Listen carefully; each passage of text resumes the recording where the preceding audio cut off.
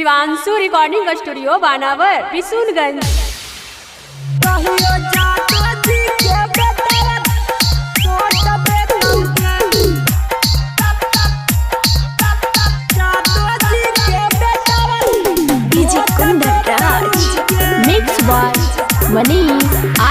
एगे 500 हजारिया के नोट देतौगे, 500 हजारिया के नोट देतौगे। कहियो जादो जी पटक के तोरा सोट देतौगे, कहियो या हीरा के बेटा बदलिया घोट देतौगे।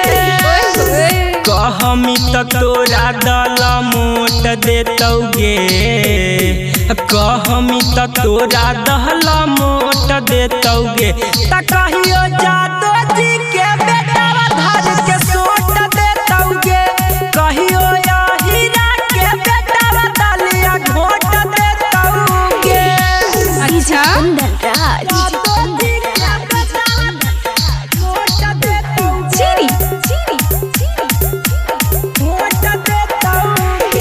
एगे जादो जी के छौड़ी बनी जो माल गे,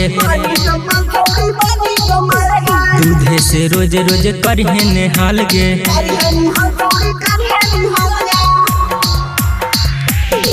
अगे जादो जी के छौड़ी बहनी जो माल गे,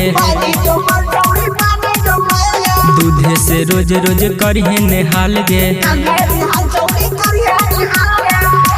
एगे सरसों के सगिया नियन खोट देतौगे, सरसों के सगिया नियन खोट देतौगे। त कहियो जादो जी के बेटा धर के सोट देतौगे, कहियो या हीरा के बेटा बदलिया घोट देतौगे।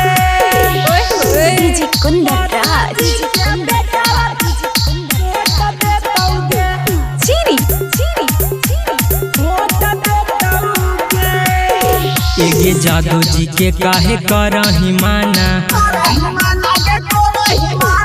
अहिरे के बेटवा के हो जो दीवाना।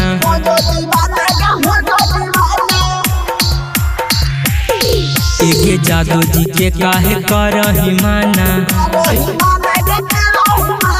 अहिरे के छौड़ी तू हो जो दीवाना। सत्या भाई तोरा छौड़ी पोट लेतौगे, रौशन मनीषावा जखम मोट देतौगे। त कहियो जादो जी के बेटा धर के सोट देतौगे, कहियो या हीरा के बेटा बदलिया घोट देतौगे। शिवांशु रिकॉर्डिंग स्टूडियो बानावर बिशुनगंज।